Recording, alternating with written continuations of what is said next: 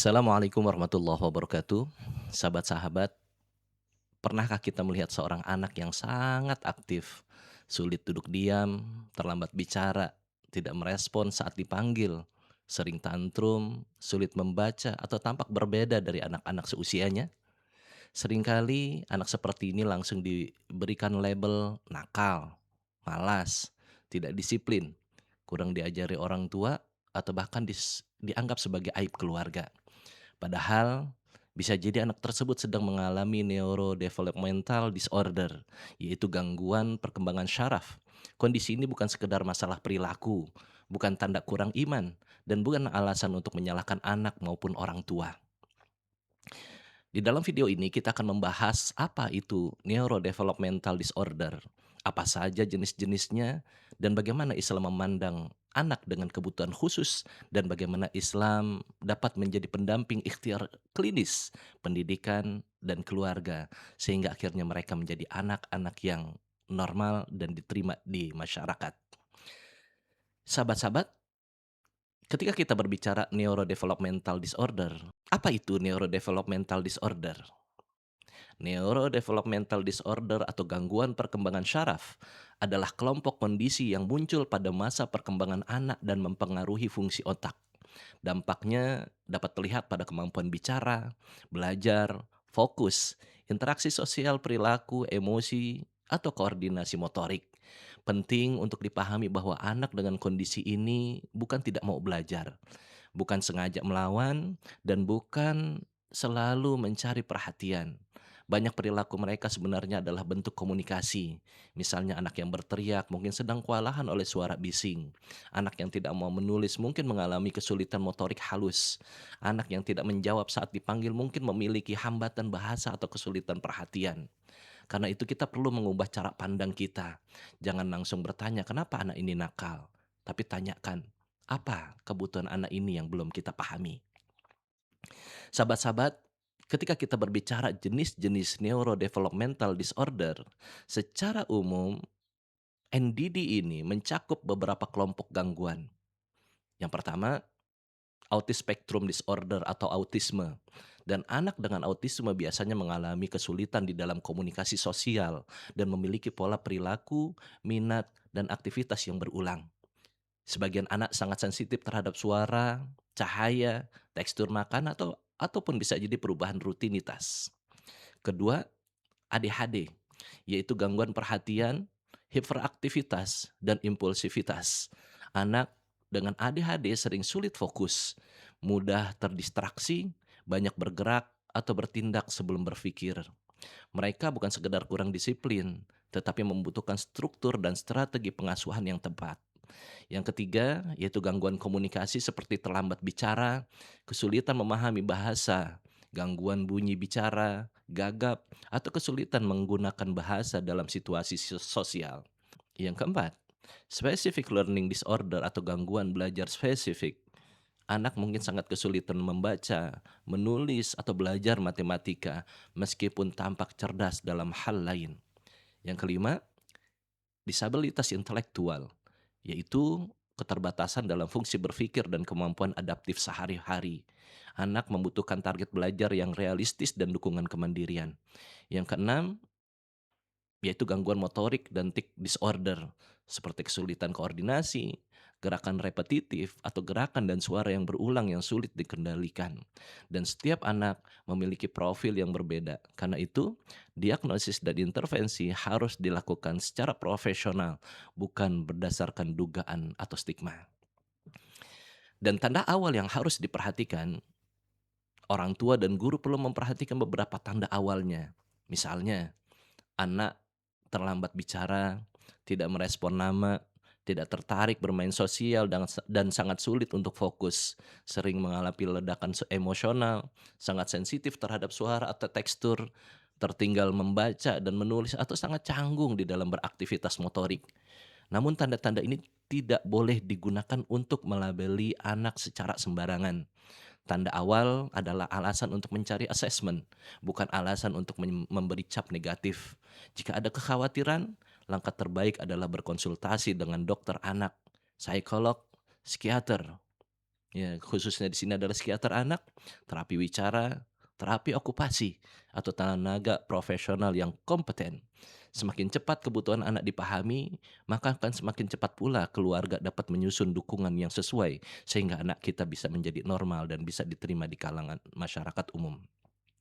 Lalu bagaimana Islam melihat anak dengan NDD? Di dalam Islam, anak dengan neurodevelopmental disorder atau yang disebut dengan NDD tetap memiliki martabat yang utuh. Al-Quran mengajarkan bahwa Allah memuliakan anak Adam. Artinya kemuliaan manusia tidak diukur dari nilai akademik, kemampuan bicara, IQ, kerapian perilaku, atau kemampuan duduk diam di masjid. Anak dengan autisme, ADHD, gangguan belajar, atau keterlambatan bicara bukanlah aib. Mereka adalah amanah. Mereka berhak mendapatkan kasih sayang, pendidikan, terapi, perlindungan, dan kesempatan berkembang. Islam juga mengajarkan bahwa Allah tidak membebani seseorang melalui kemampuannya, dan prinsip ini penting di dalam pengasuhan anak berkebutuhan khusus. Orang tua tidak boleh merasa sendirian, dan anak-anak tidak boleh dipaksa melalui kemampuannya tanpa dukungan. Sabar di dalam Islam bukan berarti diam tanpa usaha. Sabar adalah bertahan di dalam ikhtiar yang benar. Tawakal bukan berarti menolak terapi. Tawakal adalah berusaha dengan ilmu, lalu menyerahkan hasilnya kepada Allah Subhanahu wa taala. Dan bahkan Nabi Allah Muhammad SAW juga mengajarkan umatnya untuk mencari pengobatan. Maka terapi wicara, terapi okupasi, intervensi perilaku, konseling keluarga, pendidikan khusus, dan obat dari dokter bila diperlukan adalah bagian dari ikhtiar yang sejalan dengan Islam. Sahabat-sahabat yang berbahagia, ketika kita berbicara Islam, Islam memiliki banyak terapi untuk penggunaan terapi neurodevelopmental disorder itu. Terapi Islamik adalah pendekatan yang mengintegrasikan nilai Islam dengan psikoedukasi, konseling keluarga, Islamic parenting, rutinitas ibadah adaptif, doa, zikir, tilawah, dan dukungan komunitas. Tujuannya adalah membantu keluarga memahami kondisi anak, mengurangi stigma, memperkuat kesabaran aktif, memperbaiki pola komunikasi, dan membangun lingkungan yang lebih tenang serta penuh rahmah. Contohnya, orang tua dapat membuat jadwal visual yang memuat aktivitas harian anak, termasuk makan, sekolah, terapi, bermain, sholat, dan tidur. Anak dengan ADHD dapat dilatih sholat secara bertahap. Misalnya, mulai dari mengikuti satu gerakan, lalu meningkatkan sesuai kemampuannya. Anak dengan autisme yang sensitif suara tidak perlu dipaksakan berada lama di tempat yang ramai. Ia dapat diajak ke masjid secara bertahap pada waktu yang lebih tenang. Zikir dan doa juga dapat digunakan sebagai latihan regulasi emosi. Misalnya orang tua menarik nafas perlahan sambil membaca zikir yang pendek. Anak yang belum mampu bicara dapat mendengarkan bacaan lembut atau melihat kartu visual. Yang penting, ibadah tidak menjadi sumber tekanan, tetapi menjadi sumber ketenangan yang kemudian itu bisa menjadi obat pada masalah yang ada pada dirinya. Selanjutnya adalah Islamic parenting. Islamic parenting untuk anak dengan NDD membutuhkan dua hal sekaligus, rahmat dan struktur. Rahmat berarti anak dipahami tidak dihina, tidak dipukul, dan tidak dipermalukan.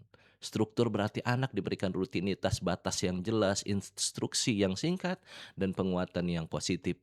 Jika anak tantrum atau meltdown, jangan langsung memukul atau menyebutnya kerasukan. Amankan anak, kurangi stimulus, tenangkan suasana, lalu setelah anak stabil baru ajarkan perilaku pengganti. Jika anak sulit belajar, jangan bandingkan dengan saudara. Cari cara belajar yang sesuai. Jika anak sulit mengaji, kurang durasi, gunakan metode multisensori dan puji usaha kecilnya. Di dalam pengasuhan Islami, akhlak orang tua adalah terapi pertama yang dirasakan anak setiap harinya. Dan peranan keluarga, sekolah, dan masjid sangat dibutuhkan. Anak dengan NDD tidak cukup dibantu oleh orang tua saja. Ia membutuhkan ekosistem. Keluarga besar perlu diberikan pemahaman agar tidak menyalahkan. Sekolah pun perlu menyediakan akomodasi belajar. Guru ngaji perlu memberikan metode yang bertahap dan tidak mempermalukan. Masjid perlu menjadi ruang yang lebih ramah bagi anak yang berkebutuhan khusus. Masjid dapat menyediakan ruang tenang, jadwal kegiatan yang jelas, relawan pendamping, dan edukasi jamaah. Sekolah Islam dapat membuat program belajar individual dan komunikasi rutin dengan orang tua. Komunikasi dapat membantu biaya terapi, transportasi, atau alat bantu komunikasi. Inklusi bukan berarti semua anak diperlakukan sama persis. Inklusi berarti setiap anak diberikan kesempatan berkembang dengan dukungan yang sesuai. Ada beberapa hal yang harus kita tegaskan. Pertama, jangan menunda asesmen profesional karena takut anak diberi label. Diagnosis yang tepat dapat membuka jalan bantuan. Kedua, jangan menghentikan terapi atau obat tanpa konsultasi dokter. Ketiga, jangan menggunakan kekerasan atas nama ruqyah atau disiplin. Keempat, jangan menjanjikan kesembuhan instan. Ruqyah syariah, doa, zikir, dan ibadah adalah bagian spiritual care yang baik jika dilakukan dengan lembut dan sesuai syariat. Tetapi semua itu tidak dibolehkan mengganti terapi klinis yang memang dibutuhkan oleh anak-anak. Islamic terapi yang benar harus menjaga martabat, keselamatan, akal, jiwa, dan masa depan anak. Jadi, NDD atau Neurodevelopmental Disorder adalah kondisi perkembangan saraf yang membutuhkan pemahaman, bukan penghakiman. Anak dengan NDD bukan aib, bukan beban spiritual, dan bukan alasan untuk putus asa. Mereka adalah amanah Allah yang membutuhkan ilmu, rahmat, struktur, terapi, doa, dan komunikasi yang mendukung. Jadi mari kita bangun keluarga, sekolah, masjid, dan masyarakat yang lebih inklusif. Jika kita ingin menjadi umat yang penuh rahmat, maka salah satu ukurannya adalah bagaimana kita memperlakukan anak-anak yang paling membutuhkan kesabaran dan kasih sayang kita. Jika video ini bermanfaat, silahkan bagikan kepada kedua orang tua, kepada guru, pengurus masjid, dan siapapun yang peduli pada anak berkebutuhan khusus. Jangan lupa untuk berlangganan kanal ini agar semakin banyak keluarga mendapatkan edukasi yang benar dan menenangkan. Semoga manfaat. Assalamualaikum warahmatullahi wabarakatuh.